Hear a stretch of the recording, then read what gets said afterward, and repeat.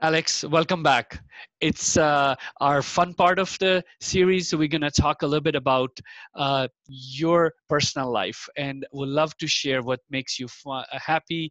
And my first question is, if you were not a physician or a health innovator, is there a profession that attracts you that you want to be?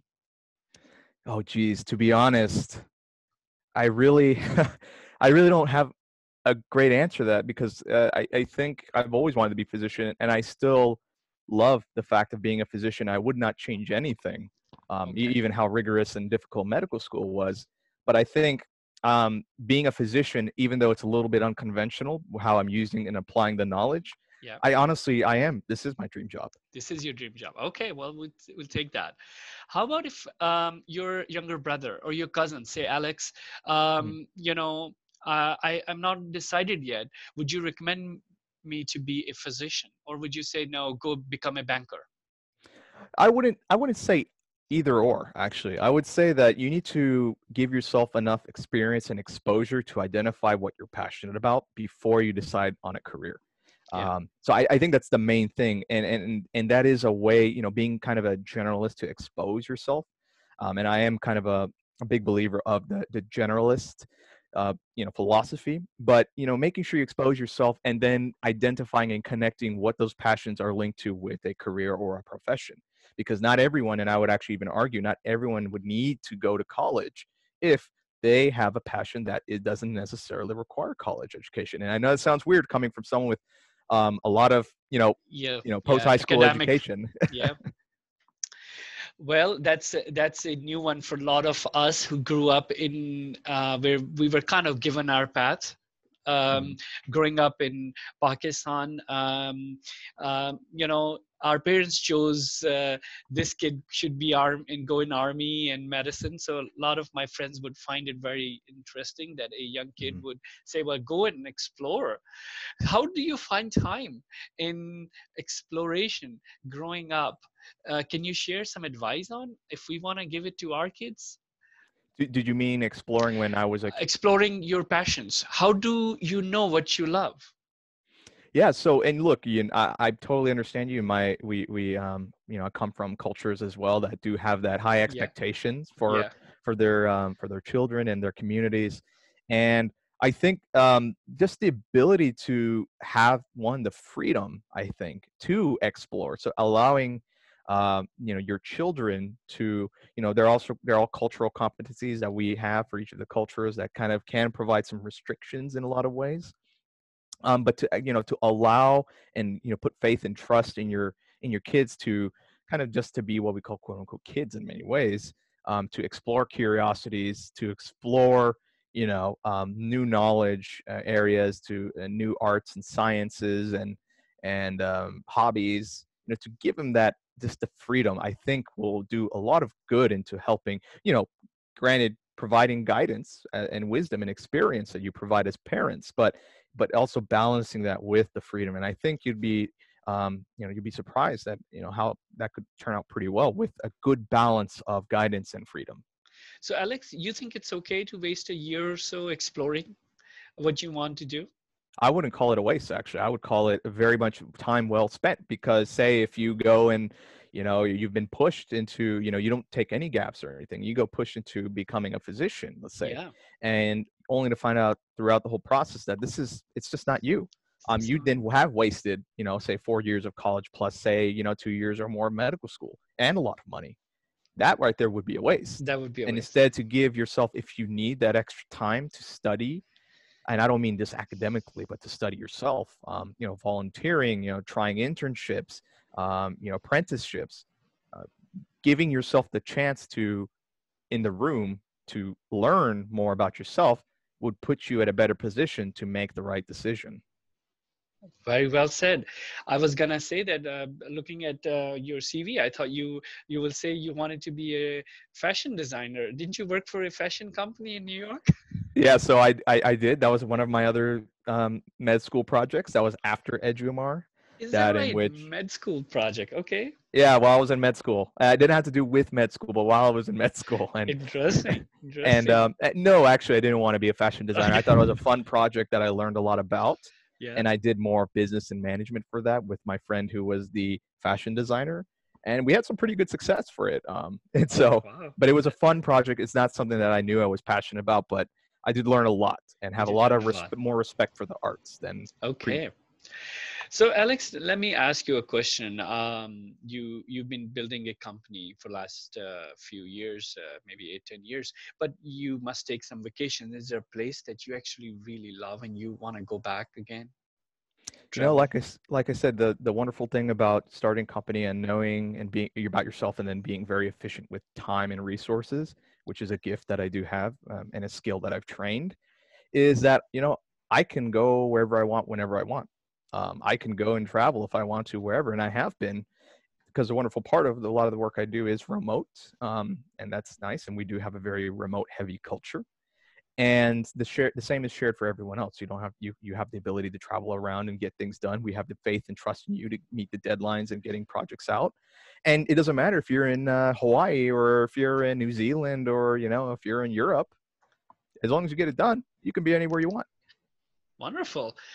So if you had a unlimited budget, 30 days, your company is gonna just be on autopilot, and you have time to spend that 30 days with unlimited money. What are you gonna do Mhm. with that time and money? Sure. I think one of the first things I would do would be, I would definitely build a ranch out in kind of just a remote rural area here in the rural areas of Texas where we have some land. And honestly, would just want to take a nice little retreat. Sabbatical here, Yeah, retreat, just yeah. in the wilderness, camping, hunting, living off the land for a little bit, just clear the mind, be with nature, and be disconnected from all technology. I think that would be very good for my psyche, for the brain, for my body, and appreciation of nature and life. And then of course after that, reconnecting with the world and maybe traveling to somewhere like New Zealand.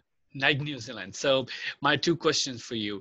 Um, what is your own moments? How do you relax yourself? You mentioned something briefly about the greenhouse that you have. So tell me a little bit about that. Sure. And so I think mainly my way to realign is probably a good way to describe it. Is one of the ways is of course exercise. So being able to exercise, detaching from technology. I actually do not take my phone whenever I did go to the gym pre-COVID-19. I never take my phone with me. I have a second generation iPod that I do use for music, so I can get into the zone. That doesn't I love send you that aspect. text every few moments. Yeah. Nope, nothing. No, It is not connected just to the music. internet. It's just a Yeah. standard MP3, player. So exercising and getting away from technology is a way to for me to realign. Two is that greenhouse and gardening. That's something that's been kind of in the last year that I've done. Is getting just going in and connecting with nature, seeing the fruits of your labor. No pun Yeah. intended. And then of course being able to eat healthy from those fruits that you become growing in there. And there's just getting that's a really enjoyable aspect of it. And then I guess the last thing is, I've always kind of been a video game player, and so playing video games with some of my friends, getting some of that social interaction. In some ways, there's almost a therapeutic effect, and it allows your brain to kind of turn off the logical thinking and everything, and lets you kind of get into your kind of emotion or reaction. Well, let's talk a little bit about that because you know what? Because of COVID, my kids are in their virtual friends zones and on spending a lot of time on Xbox, and Mhm. I find that that's very natural to them in this generation. What do you play on Xbox, or what is your gaming like? Yeah, so I primarily play on the computer. I play PC games, Okay. primarily a class of games called MOBAs, or multiplayer online battle arenas. And Hmm. those are, for example, Heroes of the Storm, League of Legends. I'll play other games as needed, some, MMOs, those types of things that kind of let you escape reality for a little bit, quote unquote, reality, to Yeah. give your brain a little break, and come back refreshed. So they use some kind of intelligence thinking in it too. Intelligent thinking, does it problem solving too, or is it just shooting around people? To be honest, there is not much intelligent thinking at all, and that's the point, and that's the purpose, That's the because purpose. Okay. it's meant to turn It's off, just to your turn frontal off your. lobe and your executive functions, and let your limbic system, your cerebellum, react to certain, actions. So very much subconscious, almost reactions. Um, basically, just very much getting activating the other parts of your brain that you may not activate as much. during your work. And I think that allows that good balance of even keeping those areas of the brain, the limbic system, the basal ganglia, cerebellum, et cetera, all kind of activated in some Balancing. way. So Reaction. you think it's okay for me to, as a parent, I get paranoid that my kids are gonna just become these addicted kids to video games, and I see you, and you're like, no, that's I do, and I still am running a company, and I'm building a company. So you think at some point the kids do slow down on that process? Were you through Yeah, that process? during my own childhood, I played quite a bit of video games, and my parents would definitely get on me for it. But I think it does come back to balance, Yeah, and allowing that freedom. And even in some ways, especially during this time does kind of throw a wrench in things because the other activities are limited. yeah, But the way I would recommend going about it is, look, give the freedom to definitely play in this, but then try to encourage balance and yeah. encourage, hey, what are some other things that you enjoy doing, instead of trying to be, asserting a certain restriction, because as you know, especially kids and teens will kind of that'll backfire, That would and backfire. Yeah, that'll actually will decrease the chances of that. So encouraging, other things, other hobbies that you could engage with your kids that you think they might be really interested in, or identifying those interests, whether it be sports or whether it be other hobbies, whether it be like gardening and greenhousing, or woodworking or welding, or just basic crafts and trades, things like that they might be very interested in. That could kind of help get them to that other kind of a therapeutic, but then again, the ability to focus on themselves. yeah. Balancing act. Um, do you recall a fond childhood memory of you doing something? I mean, you grew up in Texas, correct? Yes, correct. Anything that was related to that culture that you actually really enjoyed doing as a kid? Maybe horseback riding, something. Yeah, I think growing up and always being in the suburbs of Houston, we had a lot of open activities. So I think the main childhood aspects that I really enjoyed was being in a suburban neighborhood. Was the aspect of playing outside. We always on a street. We would play with the fellow other kids that were around my age or in the street behind us. We'd play football. We'd play soccer. We'd play hockey. We'd play baseball. Various sports, and just getting that together and almost on a daily basis during the weekdays. I think that's probably my more fond childhood memories, and something I really do miss and wish more of our generations would engage Was in. doing that now. Yeah, I mean, Mhm. good part about Houston is that, I mean, it's hot, but you could go outside at least when the weather permits and it's not snow or rain. Mhm. My question for you is, are you a fan of music or sports? I am. I'm more of a fan of music. I don't watch too many sports. Played some in back in the day, but it's just not my. It's just not something Have I'm you crazy attended about. a concert? Have you met your singers, your celebrities that you like to follow? I'm also not a huge not huge into the celebrities and everything. Like, I think they're just normal people as well. Yeah, So for the ones that I have interacted with, I don't really get starstruck or anything. I like to actually, if I can get more private time with them, just explore them more as a person. yeah. And so I'm not I really don't have too much of a obsession over the culture, but Do you listen to music or play music yourself? so An I instrument? do. I always listen to music when I'm working, whenever I'm trying to do solitary time. A variety of music. I do play, and I have played the violin for many years. Hmm. I want to get back more into. So that's one of the things that I could work on, is getting back more into um, picking up the violin again and playing. And it's just, again, with the time efficiency and everything I have right now, it's been kind of a difficulty. But Yeah, I listened to a lot of classical, Baroque in particular. I do listen to alternative rock. I do like alternative rock, electronic dance music, electronic music, techno is also something I very much enjoy. um, but I'm pretty open-minded when it comes to music, that as long as and yeah, appreciate that. appreciate it, and it goes along with your mood at that time. How Mhm. about a favorite innovator or a role model? Is there something that some innovator out there that you would like to meet? Maybe just see what their life was like. Yeah, I would, and the one I would definitely focus on, and unfortunately he's not alive to be here anymore to see that, it would be Steve Jobs. and Yeah. his visionary approach to, building Apple and his company. He definitely would be one. Bill Gates as well. And I really have um, uh, you know, kind of impressed as well, not with just, being able to build, Microsoft and a multi-billion dollar Microsoft, but company, now but what how he's, he gives back on his yeah, philanthropy. And so that's something that I would, that's probably one individual I'd love to have kind of advising me to help me kind of guide that path is, okay, you have all this success, but how can you give back that success? yeah, yeah. I've been his fan too, and I've signed up for his Bill Gates Notes, a Hmm. blog that he recommends books, and we both share that. Excellent. You know, any moment of oops, any moment that you actually was doing something, it turned out to be funny, and now your friends actually make fun of you when you're like, remember, Alex, this what you did?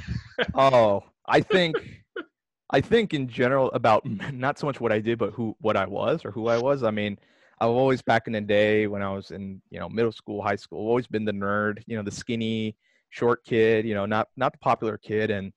Um, and we had our first 10-year reunion a couple years back at high school, and then I actually went, even though I was, probably not as well known, but a lot of people recognized me like, whoa, I mean, look at you, you're like Yeah. this, and I'm like, I guess I am. So I guess that's kind of funny. It's like, whoa, the skinny nerdy kid is like this doctor and doing all this tech stuff and kind of travels around the country and Yeah, stuff now and now does these now things. it's a very attractive, and the vision that you have brought in from your background and where you're heading, I think it's only sky is the limit. And your grounded nature, your openness to ideas, and your sense of collaboration and listening to your advisors is gonna only take you upwards. So it has been a pleasure, Alex. I can't wait to see you in person. Maybe you'll come to Philadelphia, or I'll come to Houston, but we'll meet, and look forward to seeing you. And good luck, best wishes, and you're doing a great job. We all doctors will thank you one day. Absolutely. I really You know, appreciate your invitation, Dr. Tahir. Thank you for the honor of speaking with you during your show. And if there's any way I can help you, your friends, your community, anything I can do, please don't hesitate to ask. sure, thank you. What is the best way to reach you? I will post a link on from your website. Mhm. But is there from that website, can they find your contact information? Yeah, so on our website at valhalla.healthcare, you Hmm. can go to the bottom. There's a contact form. You can go ahead and just put anything you want. Say that you heard if for your audience members, you heard Yep. the Dr. Tahir's podcast and show here, and just let them know, and our team will pass it along to me, and I will be sure to get back to you personally. Thank you, Alex. I appreciate it. All right, thank you. All right.